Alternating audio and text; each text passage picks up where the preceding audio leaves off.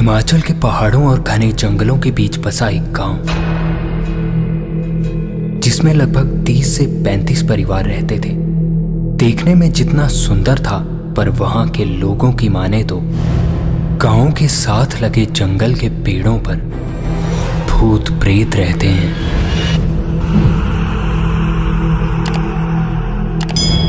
नमस्कार, my town channel में आपका एक बार फिर स्वागत है। एक कहानी ऐसी भी, एपिसोड 226। बहुत साल पहले इसी गांव में रहने वाले कई लोगों का उन भूत प्रेतों से सामना हुआ। तब से उस तरफ गांव वालों ने जाना बंद कर दिया। समय के साथ ये बात पुरानी होती गई, पर लोग आज भी अपने बच्चों को वहां जाने से मना करते हैं। उसी गांव में रहने वाला गोपी एक भोला भाला और ईमानदार लड़का था। गोपी के माता पिता बचपन में ही गुजर गए, जिसके बाद उसके चाचा चाची ने ही उसे पाला। चाचा चाची के 2 बेटे रमेश और केशव, जो गोपी को ज्यादा पसंद नहीं करते थे, हर बात पर उसे सुनाते, जैसे नौकर की तरह समझते थे। उसके चाचा चाची भी अपने बेटों को ज्यादा महत्व देते थे। गोपी तो मानो बस पशुओं को चराने और घर का काम करने के लिए रखा था। भोला भाला गोपी ये बातें कभी समझ नहीं पाया। उसके चाचा चाची उसे भले जैसे भी रखते हों, पर उसके दिल में उनके लिए हमेशा प्यार ही था। इसी प्यार की वजह से इक्के दुक्के लोग थे जो उसे अच्छा मानते थे। नहीं तो लगभग सारा गांव गोपी से नफरत करता था, क्योंकि वो अपने चाचा चाची के लिए सबसे लड़ पड़ता, कभी खेतों के लिए तो कभी किसी भी बात पे। बस इसी का फायदा उसके चाचा चाची उठा लेते।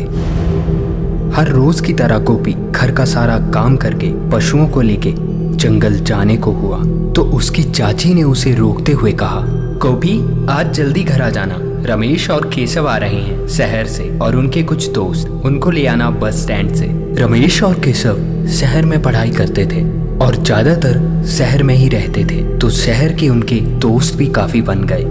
रमेश और केशव शहर में रहने की वजह से सोच से शहरी हो चुके थे और गांव की हर बात अपने दोस्तों को थोड़ा बढ़ा चढ़ा कर बताते थे। इसीलिए उनके दोस्त गांव देखने उनके साथ आ गए। शाम को गोपी जल्दी आकर रमेश और केशव को लेने चला गया।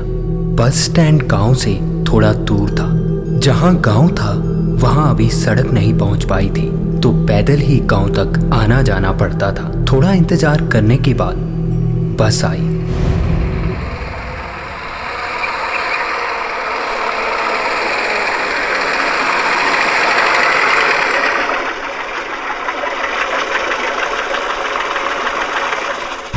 बस से उतरते ही गोपी ने रमेश और केशव के बैग ले लिए। साथ में आए दोस्तों का सामान भी गोपी ने उठा लिया।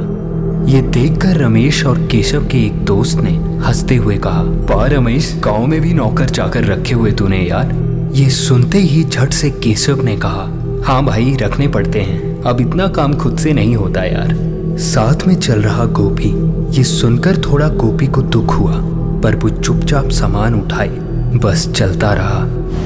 घर पहुंचकर सामान रखकर गोपी घर के कामों में लग गया और चाचा चाची, केशव, रमेश और उनके दोस्त सब कमरे में बैठकर बातें करने लगे। कुछ देर बाद गोपी रसोई में बर्तन साफ कर रहा था। तभी चाची ने आकर कहा, गोपी आज तू पुराने घर में जाकर सो जाना, अपना सामान भी वहीं ले जा। रमेश और केशव के दोस्त कुछ दिन यहाँ रहेंगे। पुराना घर गांव से थोड़ी दूरी पर था, ज्यादा दूर भी नहीं, पर थोड़ा किनारे पर था। गोपी ने बर्तन मांजते हुए ही कहा, ठीक है चाची, काम करके चला जाऊंगा। अगले 2 दिन तक रमेश और केशव ने अपने दोस्तों को सारा गांव घुमा दिया था।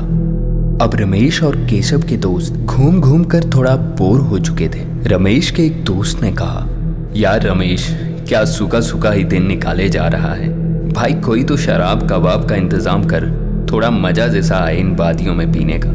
ये सुनते ही रमेश ने बोला, हाँ है ना भाई, शाम तक रुको, ये इंतजाम भी हो जाएगा, टेंशन मत लो बस। केशव ने रमेश की तरफ देखते हुए बोला, रमेश, पर इतनी दूर से लाएगा कौन भाई? रमेश ने थोड़ा शैतानियत सी मुस्कुराहट देते हुए कहा, है ना हमारा नौकर गोपी, वो लाएगा और कौन लाएगा। रमेश और केशव ये कहकर हंसने लगे। शाम हुई। गोपी के आते ही उन्होंने गोपी के पास जाकर उसे शराब लाने के लिए कहा। ये सुनकर गोपी ने कहा, नहीं रमेश, चाचा चाची नाराज होंगे और पूरे गांव में उनकी बेइज्जती हो जाएगी, ऐसे काम मत करो भाई। ये सुनते ही रमेश ने चालाकी से समझाते हुए कहा, अरे हम थोड़ी पिएंगे गोपी, ये तो दोस्त पीते हैं तो उनके लिए करना पड़ता है, मेहमान है वो हमारे। बहुत भोला भाला गोपी चुप हो गया और चला गया शराब लाने। उसे छुपते छुपाते गांव में कई लोगों ने देखा, पर उस वक्त ध्यान नहीं दिया। उस दिन सही जगह न होने के कारण उन सब ने शराब नहीं पी। रात को खाना खाकर वो सब अगले दिन के बारे में बात कर रहे थे कि उतने में केशव ने कहा, रमेश, पुराने घर में बैठेंगे भाई, सुबह गोपी के जाने के बाद उस तरफ कोई नहीं आता जाता। ये सुनते ही रमेश ने सबकी तरफ देखते हुए कहा, हाँ ये बिल्कुल सही रहेगा, उस तरफ कोई आता जाता भी नहीं है, आराम से पिएंगे, शाम को आ जाएंगे घर। अगले दिन वो घर पे घूमने का बहाना करके सब पहुंच गए पुराने घर। 4-5 दिन ऐसा ही चलता रहा। गोपी के आने तक वो पूरा घर साफ कर दिया करते थे। गोपी को भी इस बात का कभी पता ही नहीं चला। हर दिन वहां वो शराब पीते और पूरा दिन मस्ती मजाक करते रहते। एक दिन मस्ती मजाक में और नशे की हालत में उनके दोस्तों ने बोला, अरे हर रोज यहाँ से एक लड़की जाती है यार, मुझे तो बहुत प्यारी लगी, पूछ लूं क्या। ये सुनते ही केशव और रमेश ने कहा, अरे ऐसा कुछ मत करना मेरे भाई, जिससे हमारा नाम खराब हो जाए यार। ये गांव उतने भी नहीं बदले जितने हमने आपको बढ़ा चढ़ा के बता दिए। ये सुनते ही केशव और रमेश के दोस्त हंसने लगे और हंसते हुए बोले, अरे कितने झूठे हो तुम, वहां तो बहुत बोलते थे, अब गांव ये नहीं रहे वो नहीं रहे, सब कुछ बदल गया। रमेश और केशव ने बात खत्म करते हुए बोला, हाँ हाँ बस बस, कुछ नहीं बदला भाई, यहाँ सब वैसा ही है पुराना, हम ही कुछ ज्यादा बोलते थे। और उस दिन ये बात खत्म हो गई।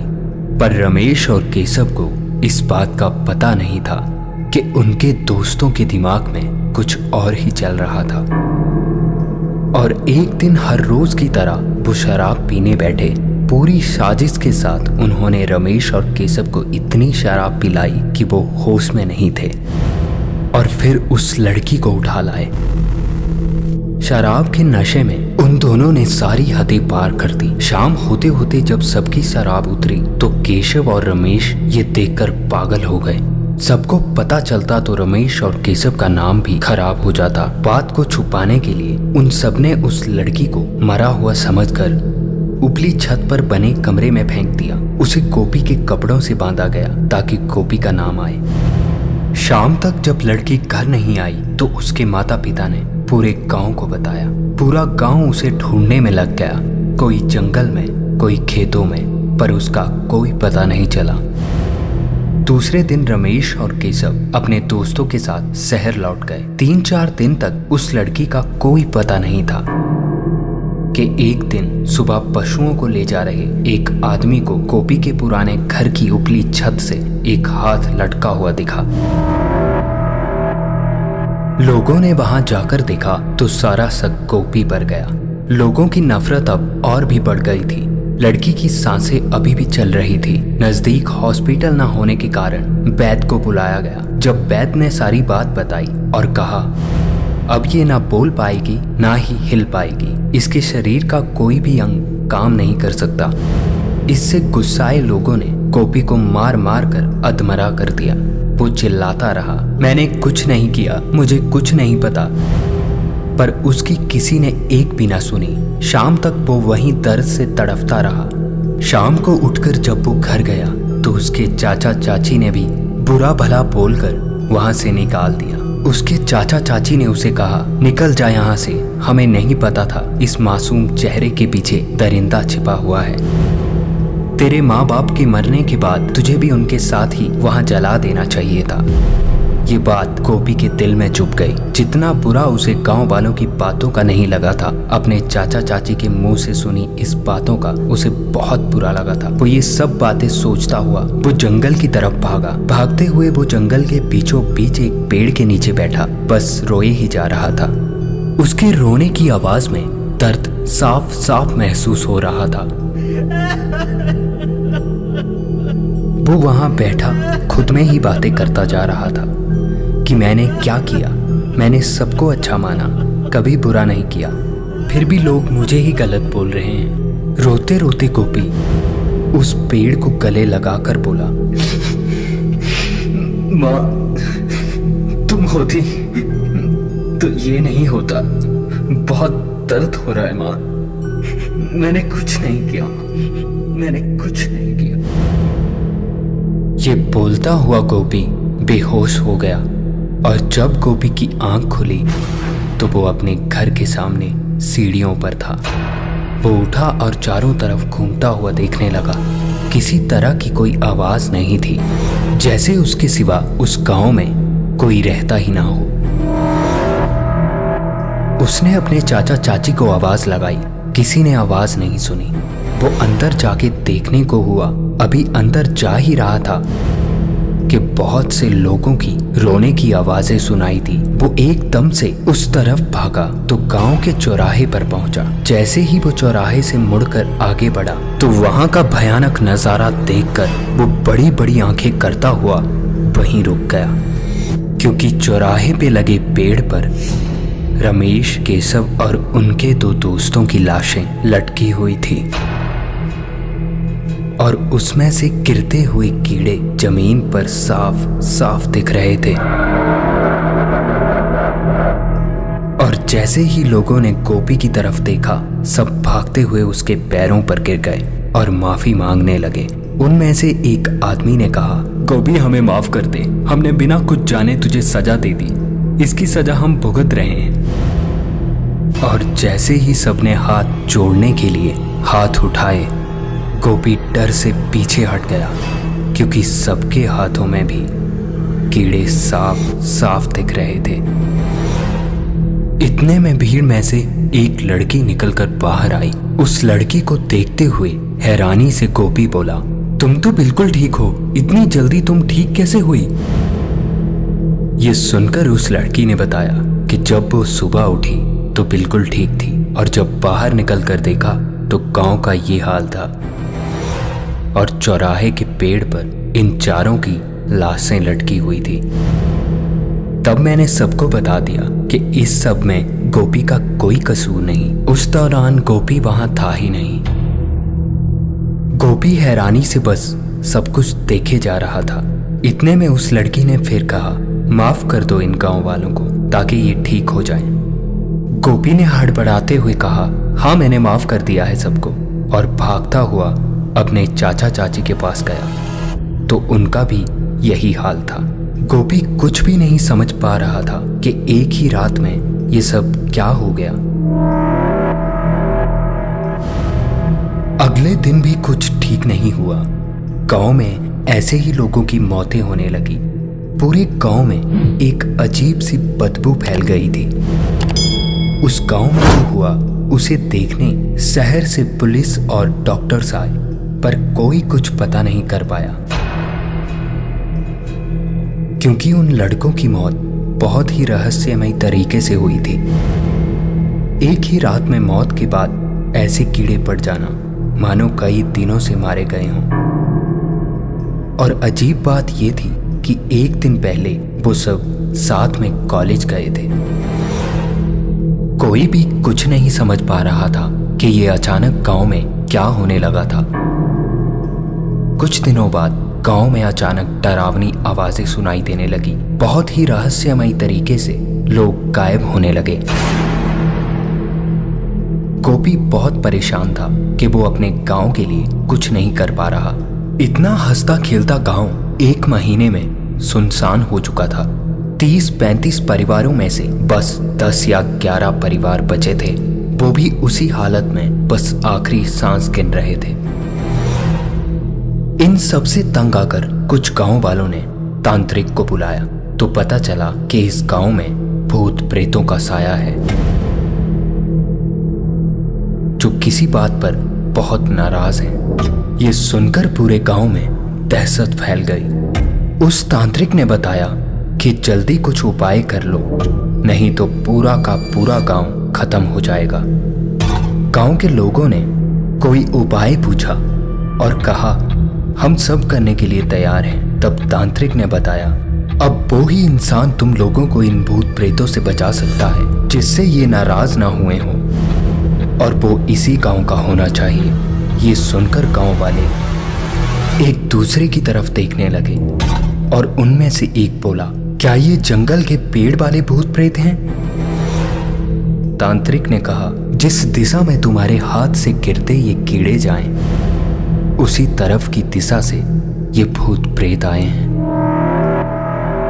जैसे ही लोगों का ध्यान हाथों से गिर रहे कीड़ों पर गया, वह हैरानी से आंखें बड़ी बड़ी करके उसी जंगल की तरफ देखने लगे। ये वही जंगल के पेड़ वाले भूत प्रेत थे जिनकी बातें वो आज तक सुनते आए थे। ये सुन रहा गोपी चौंकते हुए बोला, कौन भूत प्रेत, कौन सा जंगल? क्योंकि गोपी को इस बारे में कोई बात पता नहीं थी। बचपन में माँ बाप के गुजरने के बाद किसी ने उसे ये बातें कभी नहीं बताई। जब गोपी को ये बात पता चली तो वो सब कुछ समझ गया कि ये सब क्यों हो रहा है। वो हड़बड़ाता हुआ जंगल की तरफ भागा। लोग उसे रोकने की कोशिश करते इससे पहले ही वो जंगल के अंदर चला गया। गोपी उसी पेड़ के सामने खड़ा था जिस पेड़ को गले लगाकर वो उस रात रोया था।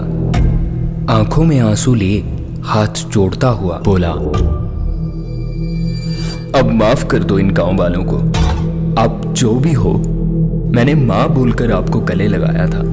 हमेशा आप मेरे अपने रहोगे, पर अब माफ कर दो इस गांव को। इतने में गांव के लोग भी गोपी को देखने जंगल के पास पहुंच गए थे, और जैसे ही गोपी की तरफ देखा तो उनकी सांसें तक रुक गई, क्योंकि गोपी पेड़ के नीचे हाथ जोड़ते हुए बैठा था और उसके आसपास बहुत सारे भूत प्रेत साफ साफ दिख रहे थे। ये देखकर सब चुपचाप खड़े रहे और ये होता हुआ सब कुछ देखते रहे। गोपी उस पेड़ के नीचे हाथ जोड़े हुए बैठा हुआ था कि एक आवाज ने उसे पुकारा, उठो बेटा। ये सुनते ही गोपी चौंकता हुआ उठा और सामने देखा तो सामने एक बहुत पुराने समय की रानी खड़ी थी और आसपास बहुत सारे बड़े बड़े रक्षक। ये देखकर गोपी बहुत हैरान था। इतने में रानी ने कहा, तुम मेरे पास अपनी परेशानी लेकर आए थे बेटा। बहुत परेशान थे तुम, तुम्हारे आंसुओं में सच्चाई थी तो मैंने मदद कर दी। अगर तुम खुश हो तो मैं सबको माफ करती हूँ। ये बोलते ही सारे गांव वाले एक एक करके ठीक होने लगे। ये सुनने के बाद गोपी ने पूछा, माँ कौन हो आप? तब उन्होंने बताया था, बहुत साल पहले यहाँ एक कबीला हुआ करता था। बहुत खुशहाल जीवन व्यतीत करते थे। किसी कारण एक निर्दोष को गलत सजा दे दी गई मेरे द्वारा। उसके दिए श्राप के कारण हम यहीं जुड़े रह गए। उसने कहा था, जब कोई बेकसूर और ईमानदार आपके दरबार में आकर सहायता मांगेगा, उस दिन तुम सब मुक्त हो जाओगे। कई वर्षों तक लोग डर से यहाँ आए ही नहीं। तुम आए बेटा, अब हम जा रहे हैं। तुमने मुझे माँ बोला, कभी भी सहायता की जरूरत पड़े इसी पेड़ के पास आना, मैं आ जाऊंगी। ये बोलकर वो सब गायब हो गए। अब वो गांव भी खुशहाल हो गया था। सब कुछ पहले जैसा हो गया। लोगों को अब उस जंगल में जाने से डर नहीं लगता। पर उस गांव में आज भी कोई गलत काम करे तो सजा के बदले मौत मिलती है। और ये थी आज की एक कहानी ऐसी भी।